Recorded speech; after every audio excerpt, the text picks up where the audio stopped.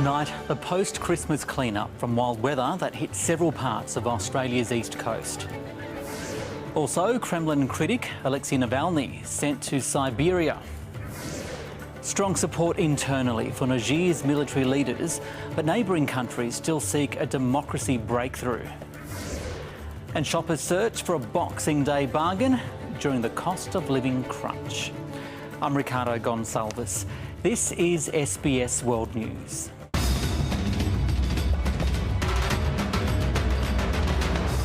Good evening. 2 people have been killed as thunderstorms batter the nation's east coast across the festive season. Queensland's southeast is facing another night of wild weather after damaging winds already cut power to more than 100,000 homes. The storms also brought a taste of white Christmas to the central west of New South Wales, while parts of Victoria also felt their impact.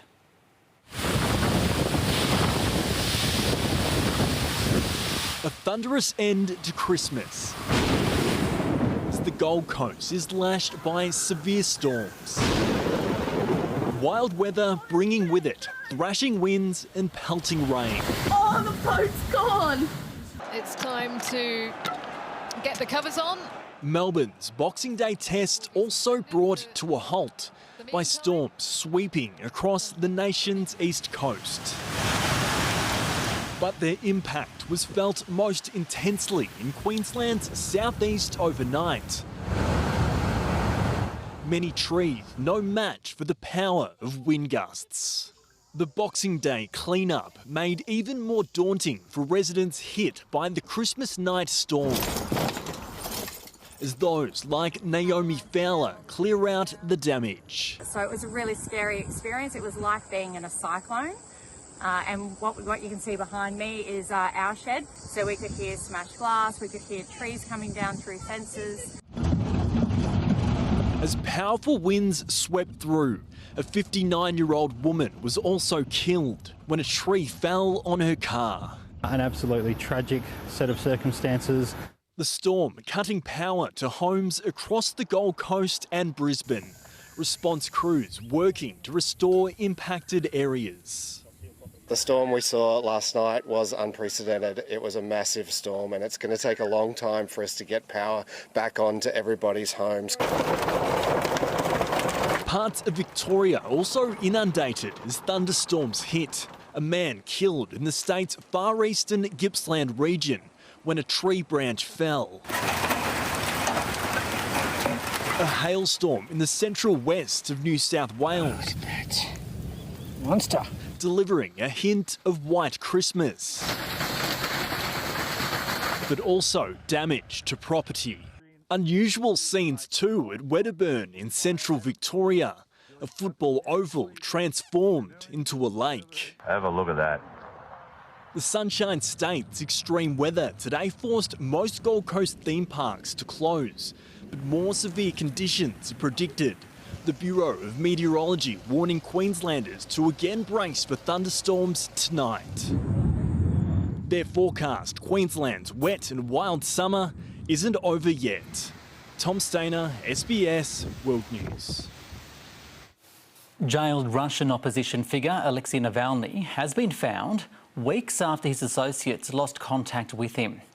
Mr. Navalny's lawyers say he was moved to an extremely remote prison colony in Siberia, nearly 2,000 kilometres northeast of Moscow. Dubbed the Polar Wolf and considered to be one of the toughest prisons in Russia, this isolated penal colony in the depths of Siberia is where Alexei Navalny was tracked down, nearly 3 weeks after his aides reported him missing. The outspoken Kremlin critic disappearing from his previous jail, some 200 kilometres east of Moscow. He last had contact with his lawyers on the 5th of December. He is well, especially given the fact that he was transferred for 3 weeks to this place. We know for sure that in this new colony, his conditions would be even worse than they were before. The United States welcomed the reports, but say they remain deeply concerned and called for his immediate release. One of President Vladimir Putin's most prominent political enemies, Mr. Navalny led anti-government protests, galvanizing support while campaigning against corruption in the Kremlin. His associates say the timing of the Siberian transfer is linked to the upcoming presidential election, and that the new remote location will make it easier for the Kremlin to silence him. They definitely try to isolate Alexei and to make it more difficult to access him there. And also they are just trying to make his life as unbearable as it possibly can be. The 47-year-old is serving a 30-year sentence on various criminal charges of extremism and fraud that he has rejected as politically motivated. Mr. Navalny returned to Russia in 2021 after receiving treatment in Germany for Novichok poisoning, accusing Vladimir Putin of being behind the attack, a claim staunchly denied by the Kremlin. 2 days after Mr. Navalny went missing earlier this month, Vladimir Putin announced he would seek another 6-year term in power. Most opposition figures are either in prison or in exile abroad. Leonid Slutsky, the leader of the Nationalist Liberal Democratic Party, registered his candidacy a day after anti-war independent and Putin challenger Yekaterina Duntseva was barred from running. Maintaining tight control over Russia's political system and a widespread crackdown on dissent paved the way for Putin's re-election next year. Rochelle Harrison-Pless, SBS World News. Thousands of people have marched to Belgrade's police headquarters, where dozens of people were detained after trying to storm the city council. Demonstrations have occurred in Serbia's capital for more than a week. Opposition activists accuse the government of unfairly claiming victory in the general election. President Alexander Vučić insists the election was fair. Russia, one of Serbia's allies, says foreign agents are provoking civil unrest. Iranian state TV has shown protests by government supporters in Tehran calling for vengeance after an Israeli airstrike reportedly killed a high-ranking Iranian general in Syria. State TV interrupted its broadcast to announce the news, describing Sayed Razi Mousavi as one of the longest-serving advisors of the Iranian Revolutionary Guard Corps in Syria.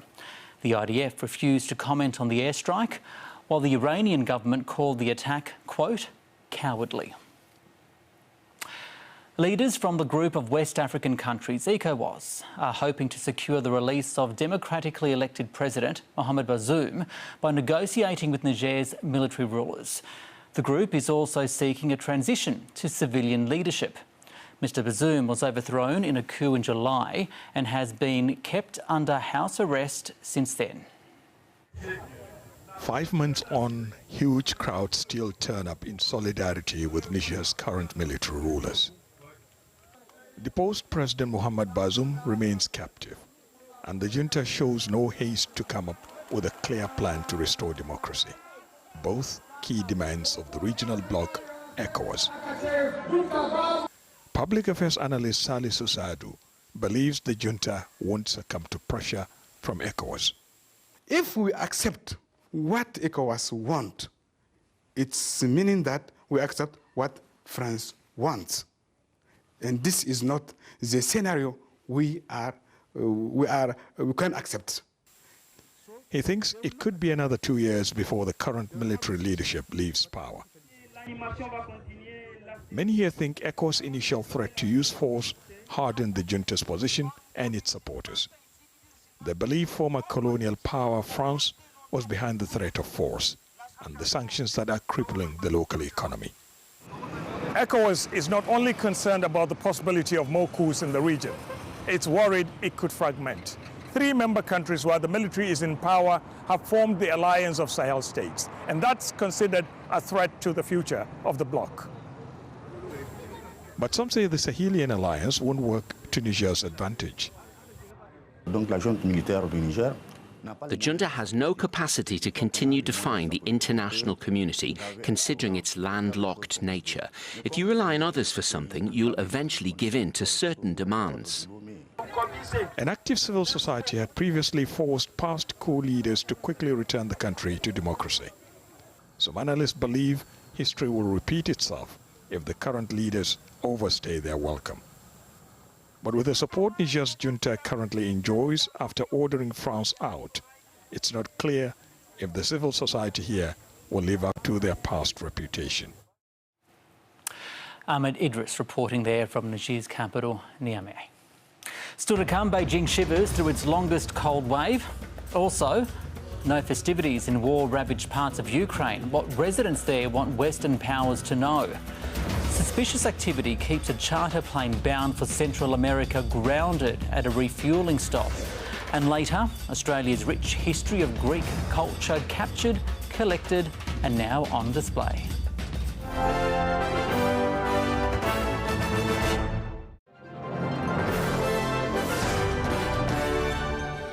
Five bodies have been found inside an apartment on the outskirts of Paris in what's believed to be a domestic homicide. The discovery was made in the town of Meaux, about 40 kilometres northeast of the capital. According to local media reports, the victims are a woman and her young 4 children. The children's father is believed to be on the run. Hamas and the allied Islamic Jihad have rejected an Egyptian proposal that they relinquish power in the Gaza Strip in return for a permanent ceasefire, according to 2 Egyptian security sources. 2 officials from Hamas and the Islamic Jihad groups later separately denied what the sources said about the talks. Israeli Prime Minister Benjamin Netanyahu says war will continue despite growing pressure from families of hostages. Palestinian officials say the death toll from Sunday's Israeli airstrike on the central Gaza refugee camp of Maghazi has risen to 106. In the rubble of the Maghazi refugee camp, the search for loved ones continues. A day after what central Gaza residents describe as one of their worst nights of the entire Gaza conflict. Ibrahim Mohammed Al-Hay Yusuf is among them. My wife and children are still trapped inside. How will I bury them while they remain under the rubble? What fault did they have?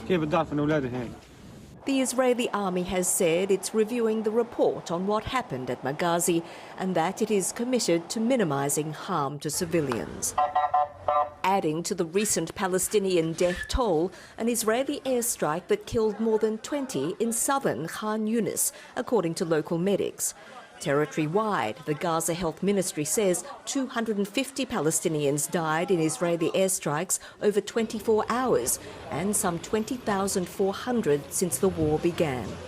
From the Gaza side into southern Israel, militant rockets, some intercepted by Israel's Iron Dome defence system.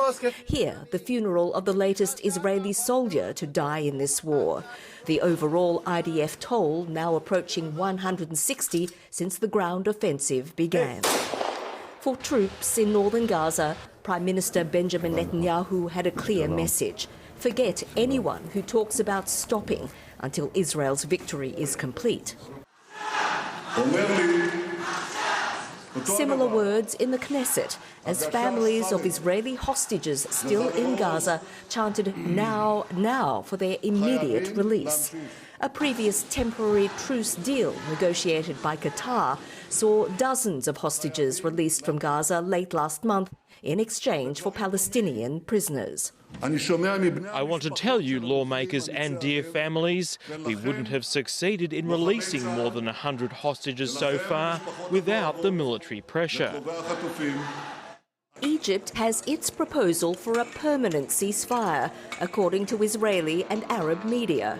It involves a phased hostage release and the creation of a Palestinian government of experts to administer Gaza and the West Bank, according to a senior Egyptian official and a European diplomat. But 2 Egyptian security sources say both Hamas and Islamic Jihad have rejected the plan, which would involve their relinquishing power in Gaza. That position is disputed by officials from Hamas and Islamic Jihad. After Hamas, Islamic Jihad has the biggest armed network in Gaza. Both are designated as terrorist groups by some Western countries, including Australia. The conflict continues to raise fears of regional escalation. From Israel's defense minister, this warning for the militant group based in Lebanon. Hezbollah looks at what is happening in Gaza, and it understands very well what we did in Gaza can also be done in Beirut. We do not want that possibility. Since the latest escalation in Gaza began, there have been near-daily clashes between Hezbollah and Israeli forces along the Lebanon-Israel border. Rena Sarampayat, SBS World News. 2 boats carrying 118 migrants in the central Mediterranean Sea have been rescued. The migrants include at least a dozen miners and were rescued in 2 operations by the NGO Sea-Watch. They were later transferred to another Sea-Watch ship, which helped to find around 150 people lost on a fishing boat. The ship later resumed sailing towards Marina de Carrara in Italy. And a charter plane grounded in rural France for 4 days when it stopped for refuelling has arrived in India. It was carrying more than 300 Indian passengers and had originally been bound for Nicaragua from the UAE. Authorities received a tip-off that its passengers may have been victims of human trafficking. Local authorities say 2 people initially detained were released. 25 people have requested asylum. French authorities say they did not find any evidence of trafficking. Russia says it's taken control of the now deserted town of Marinka in eastern Ukraine, 20 kilometres west of Donetsk. Russian soldiers can be seen on the outskirts of the town in vision shown on the country's state TV. Its defence minister met with President Vladimir Putin to discuss what they call the liberation of the town. The liberation of the settlement reduces the defence capabilities of the Ukrainian armed forces and gives us more opportunities for action in this direction. What's also important is that they have significantly moved the artillery attacks from Donetsk further to the west, and this makes it possible today to more effectively protect Donetsk from strikes. Russian officials in the Ukrainian town of Horlivka have accused Kyiv of killing 1 person during the shelling of a shopping centre. Ukraine, meanwhile, has accused Russia of killing 5 civilians in its attacks. For the first time in more than a century, Ukraine has marked officially Christmas Day in December rather than in January. The change was signed into law in July. It was a way for the country to further cut ties with Russia, which celebrates a day in line with the Orthodox calendar. But on the frontline city of Kupiansk, there's been little cause for celebrations. Christmas in Kupiansk is a celebration in name only. Children were evacuated from this frontline city, and only 5,000 people remain. It used to be 5 times that. Days are punctuated with artillery shells and sirens. Life continues for those who've stayed, but it's a tense existence. We all live in fear of death. When we go to work, we don't know what can happen, whether Russia will strike with rockets. We all live on the edge. We don't know whether we'll come back home alive. 17-year-old Sophia has lived through both occupation and liberation. Her dad is fighting, and she's not impressed with her country's fate being determined by sceptical Western politicians. Perhaps they should come here and see for themselves what the situation is like and how much the aid is needed. If there's no help for Ukraine now, Russia will take its aggression further. The Russians are 8 kilometers to the east of the city, but what Ukraine's military is worried about is them pushing once more up to the Oskil River before making another push. And that is the point Kyiv is trying to make. If Western support was to further slow down, then Russia won't stop there. It still wants the whole of Ukraine. The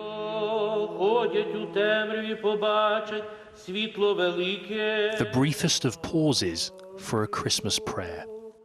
Large gatherings are dangerous here when Russian drones loiter above. Instead of these troops forcing out their invaders, it is them repelling constant attacks. It's day and night. There are no breaks. It's 24/7. We have more targets, so we need more shells. They throw lots of men and machinery into battle. They don't pity anything. It's hard to sell a victory which seems distant. Ukraine's struggle to contain Western doubt has left it with a new year looking far from certain. James Waterhouse with that report.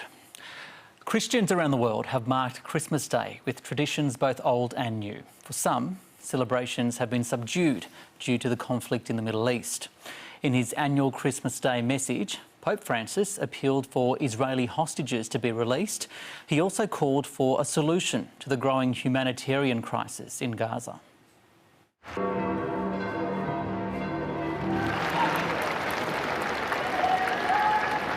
Speaking to a crowd of thousands gathered at St. Peter's Basilica, Pope Francis devoted his Christmas Day blessing to a call for peace in the Holy Land, deploring violence against Israelis and Palestinians.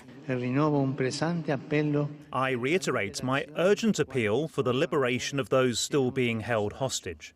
I plead for an end to the military operations with their appalling harvest of innocent civilian victims and call for a solution to the desperate humanitarian situation. His plea going beyond the conflict in the Middle East. My thoughts turn likewise to the people of war-torn Syria and to those of long-suffering Yemen. Contemplating baby Jesus, I implore peace for Ukraine. In southern Gaza, the Saba family are sheltering at a house in Rafah, singing Christmas carols alongside their Muslim friends who are also seeking refuge there. The Christian family fled their home 3 weeks ago due to Israeli strikes. Every year we would get permits to go to Bethlehem, but this year we are not even able to reach our church here, which is in Gaza City and is 20 minutes away. I can't simply go pray, let alone feel the holiday spirit. Residents of Bethlehem attended Mass at the Church of the Nativity. It was a quiet Christmas morning in the birthplace of Jesus, as Christian pilgrims from around the world stayed away due to the Hamas-Israel conflict. In the UK, King Charles and other members of the royal family attended a Christmas church service at Sandringham. Prince Andrew was also there, accompanied by his ex-wife Sarah Ferguson, the Duchess of York. Royal watchers gathered outside to catch a glimpse. Christmas Day church services were held around the world, including in St. Peter's Cathedral in New York, the Lady of Salvation Church in Baghdad, and in various cities in India. While in Berlin, members of a swimming club chose to mark the day in their own unique way. Wearing Santa hats and braving the cold, they plunged into a lake, a tradition dating back 40 years. Mahnoz Anguri, SBS World News. Thousands of shoppers have today been in search for a bargain as part of the annual Boxing Day sales. Retailers predict $23 billion will be spent for the entire sales period, which lasts until the middle of January. That's as the country faces a cost of living crisis. Buyers in their thousands rushing to get their hands on Boxing Day bargains. I bought a dress from Maya and today I'm planning on buying shoes, makeup and clothing. We are trying to go around and buy little action figures and now we're looking for Boba and stuff. I'm buying work clothes for my new office job next year. Just shopping for anything that's on sale, hopefully. I never get a sale, so it's good to get a Boxing Day sale.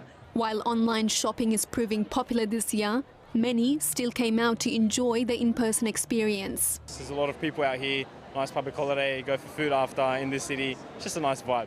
I just love the experience. Coming to the city with all the people just feels good. Boxing Day, one of the biggest events on the retail calendar. Today's sales up on last year, a real boon for retailers. We were delighted to see the longest queue that we've seen in the last few years. There's a lot of Australians that would have been waiting for this moment to grab those everyday necessities on sale, and they're certainly out in force today. Australia's peak retail body tipping $23.9 billion to be spent nationally around Christmas holiday sales. This an increase of 1.6% from last year. Good news for struggling retailers. It is tough for retailers. They're feeling the effects of inflation in food and in fuel and in cost of business. For customers, their purchase still a responsible decision. You have to think twice before you buy anything. You have to really think if you need it. And today I've budgeted, so that way it's good and hopefully I don't go over my budget. Not too much damage. I went to Hype at the beginning and bought some shoes. They had 50% off, so I found that as a good deal. And some socks to go with it. I'm glad that there's some good bargains, and I'm glad that, you know, we can actually get out there and spend a little bit of money because we haven't been spending anything lately, so yeah, it's good. Despite the cost of living still affecting millions of Australians, retailers are hoping that people might spend more this Boxing Day than last year in an effort to pick up a bargain and save more in the long run. It's lovely to see the shoppers out smiling, lots of bags, so we're hoping for some cash to come back through the tills. But interest rate uncertainties are still having an impact. We're looking at the RBA to see what their next move is, and that will have a profound impact on sales predictions for next year. Increased rate rises mean a cut elsewhere. Our mortgage is going up significantly, so the girls have been advised that this is probably the last hurrah and they need to tone it down a little bit. Some retail stores offering incentives to customers to boost sales. Madina Jafari, SBS World News. And in another Boxing Day tradition, more than 100 yachts are off the New South Wales coast bound for Hobart.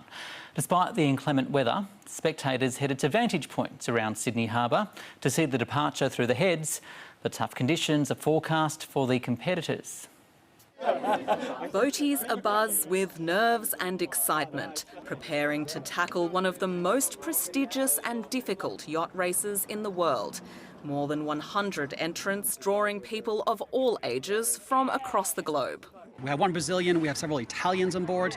I'm Finnish originally, a couple Australians. So we're very proud of the fact that we are truly an international crew sailing down in this very iconic and very exciting race down to Hobart. I'm the only French on board, the only one not eating Vegemite.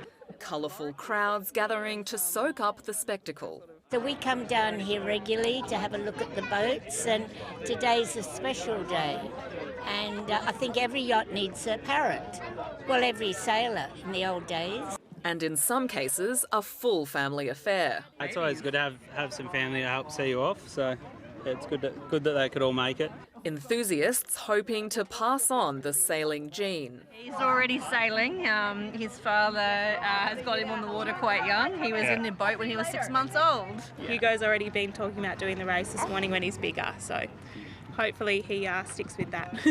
This double-handed crew in the smallest boat crossed the finish line last in 2022, saying it's an achievement just to complete the gruelling race. We did the race double-handed in this yacht last year, and with so much fun we're doing it again. A lot of boats didn't get there, so I don't feel that we really did come last, but we did get there. Possible storms expected to create some challenging conditions on the journey down to Hobart. Those winds are going to be quite strong. They're going to come from any direction, and they're going to be with those thunderstorms. In addition, with those storms, looks as though we'll have some very heavy rainfall, so it's really going to reduce the visibility, and we'll also see the risk of hail. We've got a crash helmet on board to wear in case of hail. The weather forecast not dampening spirits of crews and spectators here at the Cruising Yacht Club of Australia. Final preparations being made before boats like these head out to the starting line. Waving goodbye as they head out to Sydney Harbour, where the race begins and boats jostle for the best position. Crowds gathering at the best lookouts despite the intermittent rain. Once they leave the harbour, the boats make their way down the New South Wales south coast and into the notoriously rough Bass Strait, then down the coast of Tasmania, rounding right into the River Derwent, where they cross the finish line before arriving at Constitution Dock in Hobart, a voyage of approximately 1,163 kilometres. Foot's down and we're away. The four Supermaxis first off the block, followed by fan favourites including the Antipodes from Hong Kong, with 2 Filipino crew and navigator Lindsay May, the first person to hit the milestone of participating in 50 consecutive Sydney to Hobart yacht races. Whichever boat crosses the finish line first wins line honours, and the overall winner decided after factoring in handicaps. Alexandra Jones, SBS World News. And thousands of people piled into the MCG for the traditional Boxing Day test. We'll have the highlights of the Day 1 action, plus a look at the Heart Test campaign in tribute to Shane Warne a bit later. It's not just Australia that's faced some severe weather over the Christmas period. Floods and freezing temperatures are causing delays and disruptions to the holiday season in many parts of the world. Drone vision reveals the extent of widespread flooding in southern Thailand. Thousands of people displaced by floodwaters after days of heavy rain. Roads and homes inundated in several provinces. The Thai army called in to assist emergency services. And in Germany, the Bavarian town of Goncalves was flooded on Christmas Day. Many streets were underwater by lunchtime after heavy rainfall caused this river to burst its banks. Christmas celebrations put on pause as the town waited for floodwaters to peak before starting the cleanup. In China, families made the most of a white Christmas as a cold wave swept parts of the country, with some areas in the northeast reaching -40 degrees Celsius. Records were broken in Beijing, a weather observatory recording more than 300 hours of sub-zero temperatures in December. As cold air from the Arctic brought blizzards, the cold snap affecting provinces across China. While freezing temperatures left some residents in the cold, snowstorms supplied ample material for this resort's annual snowman display in the Changbai Mountains region. The giant snowmen in northeast China Jilin province are a major tourist attraction. I came here just to see the snowmen. It's so magnificent. I've never seen so many snowmen before. Come Christmas morning in northern India, several cities were shrouded in a thick layer of fog during cold weather. Residents precariously navigating streets with heavily reduced visibility, including in the capital, New Delhi. India has been experiencing an unusually warm winter, but the past few days have seen temperatures drop. Christmas Day providing no reprieve from a year marked by weather extremes. Sophie Bennett, SBS World News. And winter storms have caused travel disruptions in the US as millions of people travel around the country for Christmas. Record-breaking travel this holiday season as an estimated 7.5 million people took to the skies. Finally making it home after a long trip. More than 500 flights were canceled nationwide and more than 9,000 were delayed. This traveler facing delays after watching the Buffalo Bills face off against the Chargers, but managing to get home for Christmas. Plans today is get back to my wife, spend some time with her, see some family, and get some sleep. For drivers, AAA says it was busy. More than 115 million people traveled more than 50 miles from their homes, and it's a white Christmas for many in the Central Plains. In parts of Colorado, more than a foot of snow after a winter storm moved into the heartland with blizzard conditions, putting travel to a standstill, airports shutting down, a blizzard warning issued for Colorado, Kansas, Nebraska, and South Dakota. Across the South, heavy rain. The shopping center in South Carolina damaged. Windows smashed after powerful winds even topped trailers and knocked over trees. When we were running, that's when we heard the glass breaking and we came out and then the tree was there. Out west, yet another heavy rain system is moving through. This time, rain coming through Washington State to Oregon and Northern California. Melissa Ardan with that report. A 52-year-old Adelaide man has been arrested after crashing his car on Adelaide's Oban busway overnight. The driver was taken to a police station for a breath test where he allegedly assaulted a female police officer. She suffered minor injuries to her face. Police recorded his blood alcohol level at more than 5 times the legal limit. Melbourne has long been considered to have the largest Greek-speaking community outside Greece itself. A new photo exhibition tells the stories of Hellenic migration to Australia over the past 40 years. Came in on the train and it was, wonderful.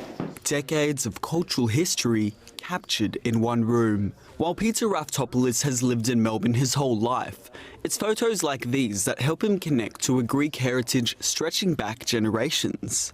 It's really humbling and it's also a very strong nostalgia that we feel We really feel a very close connection to Melbourne and to our ancestors, and Melbourne really has become our second home. The Viewfinder exhibition features 40 years of photographs telling the story of Greek migrants in 4 parts. Peter's favourite is the first section, acknowledging the Greek-Australian community's diversity, including that of his own relatives from the island of Ithaca. It shows how these young, beautifully dressed young men came here to Melbourne to work very hard for their fortune and hopefully go back to Ithaca one day. So that's a real standout for me. The photos were taken by leading documentary and portrait photographer Effie Alexakis, who has been recording an archive of the Greek diaspora since 1982. We wanted to change the stereotypes that existed. Whenever mainstream media wanted to focus on a Greek person, they would choose someone in national dress or they would choose a cafe. We wanted to say that they were these things, but much, much more. They became academics, they became all gamuts of Australian society. Effie has been working with her partner, Leonard Yanishevsky, as a historian for more than 40 years. He says her work provides a more diverse representation of Greeks in the multicultural community. It's the Greek diaspora that brought influences here to try and understand that there is something more than just the Greek milk bar, the Greek cafe, the folkloric aspects of being Greek within Australia, and that identity is ever evolving. The migration of Greeks to Australia dates back almost 200 years, and here in Melbourne, the influence of their culture lives on in landmarks like the Capitol Theatre, formerly owned and built by a Greek migrant. It's very important to acknowledge our forefathers and mothers and the hard work they did, and Effie's work with her wonderful photos is a great tribute to our community, and so we thank her. Effie has had a long career and published multiple books, but there are still more stories she wants to tell. I'm not finished, so I think it's really important to continue, and there's so many other themes that I'd like to cover. Keeping alive a rich migration history. Yusuf Saudi, SBS World News. Coming up next, Mr Cricket elevated into Australian Cricket's Hall of Fame, and Australia helps a Thai island make the solar switch, leading to bright results.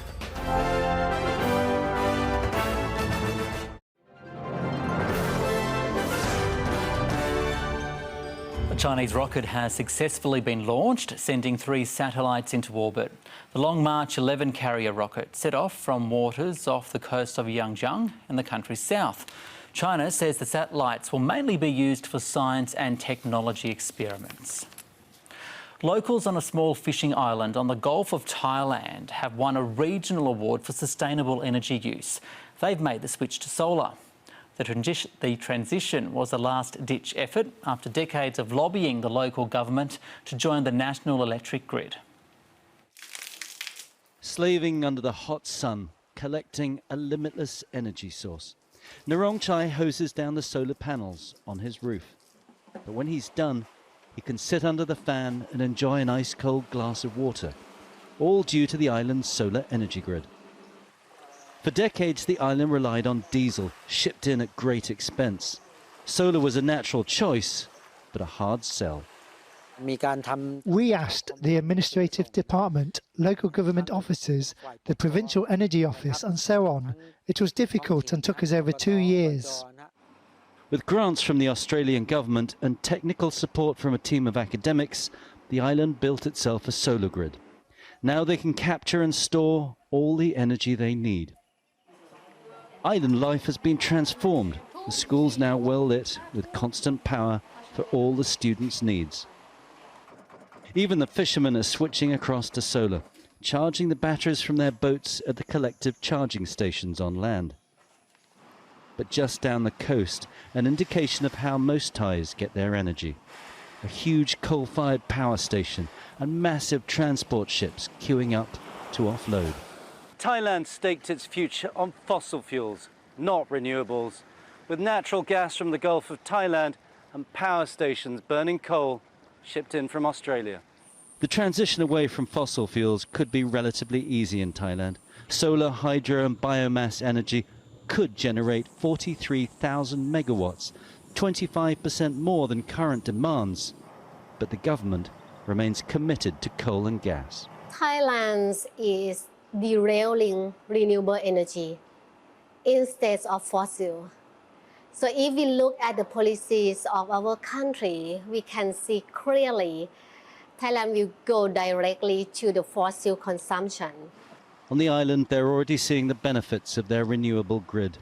Homes that used to ration expensive electricity now free to use appliances whenever they want.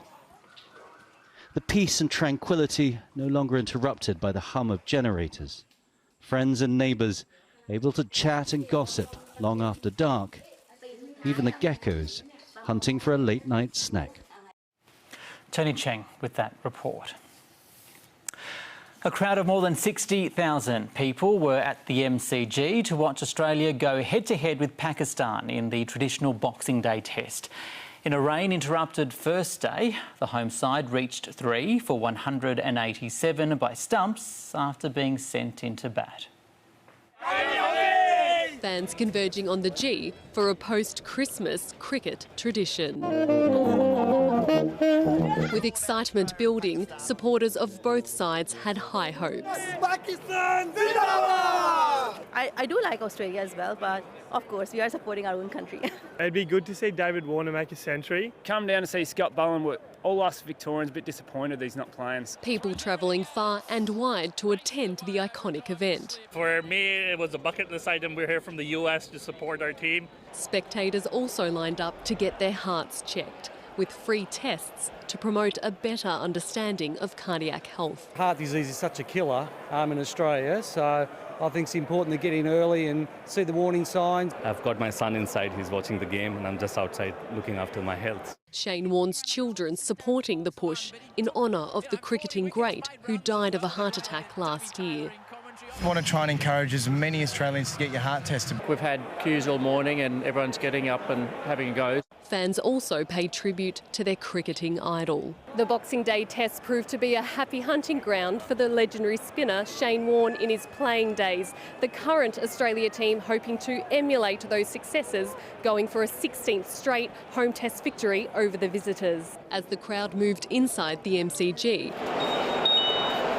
it was go time, as Pakistan won the toss and sent Australia into bat. On a lively pitch, it was a scramble for runs. And that could have been catastrophic for Warner. Another near catastrophe averted soon after. It's all dropped! Oh, no. Can you believe it? Warner continued to ride his luck. Throws everything at it, races away over a diving slip. While his opening partner appeared unfazed by recent ICC battles. Nice drive. Probably the shot of the morning. Usman Khawaja writing his daughter's names on his shoes after being banned from branding them with a symbol of peace over the Israel-Gaza war. It took until lunch for the visitors to make a much-needed breakthrough. And he's got him! Khawaja's wicket soon after, keeping the hopes of Pakistan fans alive after this month's Perth Test thrashing. We all came all the way from Geelong, so just to see this. Yeah, they are performing well, so yeah, let's see. Rain stopped play in the afternoon, but didn't dampen spirits.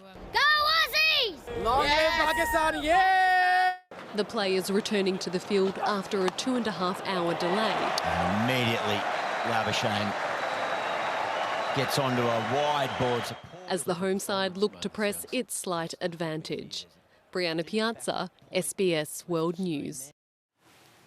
Michael Hussey and Lynn Larson are the latest additions to the Australian Cricket Hall of Fame. Larson was made Australia captain at the age of just 22 and went on to lead the team to victory in the 1988 Women's World Cup. Hussey was such a prolific and popular batter that he was named Mr. Cricket as a nickname. He averaged over 51 in Test matches and was in Australia's 2007 World Cup winning team. Returning to the Sydney Hobart yacht race, and earlier we showed you the colour and excitement as the competition got underway. Well, there was some controversy minutes after the starting gun went off. Andrew Comanche coming close to colliding with rival Super Maxi Scallywag as they raced for position through Sydney's heads. The two boats got so close to one another, angry words were exchanged. Andrew Comanche lodged a protest and officials decided Scallywag had lived up to its name. The vessel forced to complete a 720-degree turn to avoid a time penalty or disqualification. Oh, well, it's a classic, port and starboard, tacking too close, 100 footers, you can't do that. We wore it with Comanche and Wild Oats many years ago, so, we'll see. Andrew Comanche speeding on to take the lead from Law Collect 5 hours into the race. It's now 4 NBL wins in 6 games for the Illawarra Hawks under new coach Jason Tatum. The latest success coming in the Christmas Day game against Sydney Kings. Jalen Adams top scoring with 22 points for the Kings as the home side raced into an early lead. The team that has lifted the last 2 NBL championship titles dominated to go 18 points clear at 1 point.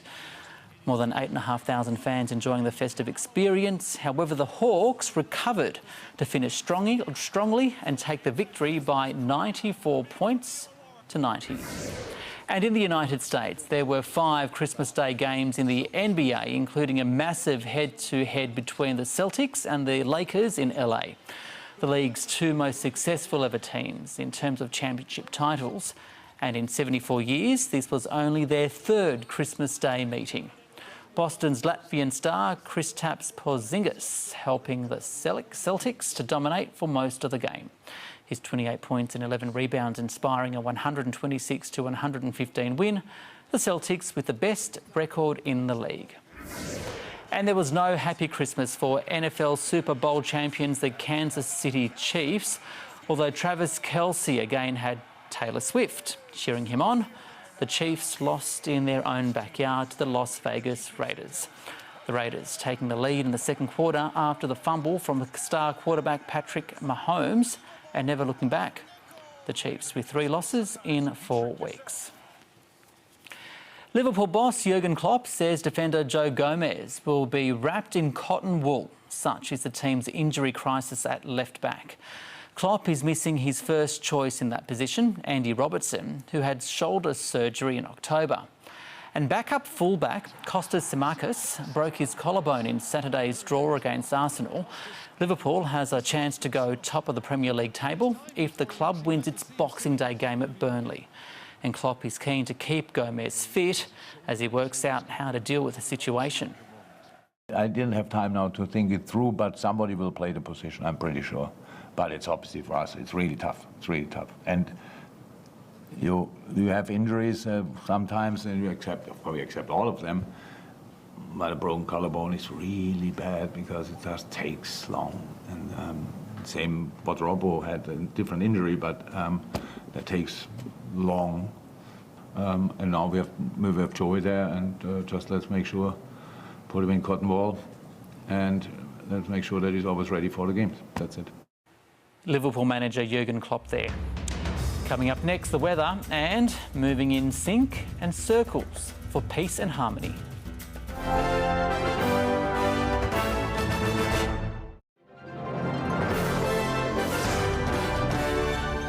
The forecast now. A low is positioned over inland New South Wales with thick bands of cloud. Another thick band of cloud extends from the Tasman Sea and along the eastern Queensland coastline. Patchy areas of cloud with thunderstorms are present in the top end and northern Queensland. Major centres, a shower or 2 in Darwin, a possible storm and 34 degrees in Brisbane, a shower or 2 for Sydney, a storm in Canberra, a shower or 2 for Melbourne and Hobart, cloud clearing in Adelaide, partly cloudy in Perth. Further afield, showers for Nandi, cloudy in Papeete, partly cloudy in Noumea and Wellington. In Southeast Asia, partly cloudy in Bangkok and Phnom Penh, thunder for Kuala Lumpur and Singapore, drizzle for Jakarta.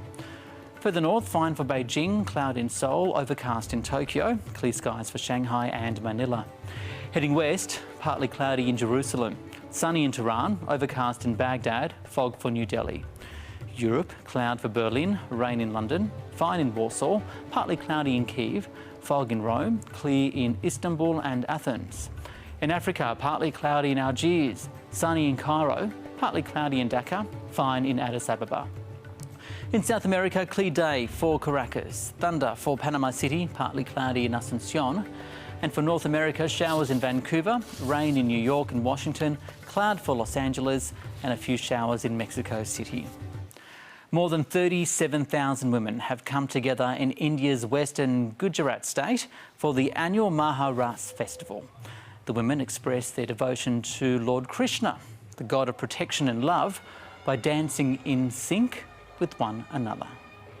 इस पीढ़ी को, आने वाली पीढ़ी को हम बताना चाहते हैं कि हमने भी हमारी पीढ़ी को, हमारे वेशभूषा को ऐसे कायमी रखा है, उसी तरह आप भी इसे कायमी रखें। जय Dwarkadhish. A message of peace and harmony, the Ras ritual is believed to be around 5,000 years old. And that is the world this Boxing Day. Claudia Farhat has our late news at 10:15 tonight. And we'll leave you with more pictures from the Maharas festival. I'm Ricardo Goncalves from the World News team. Good night.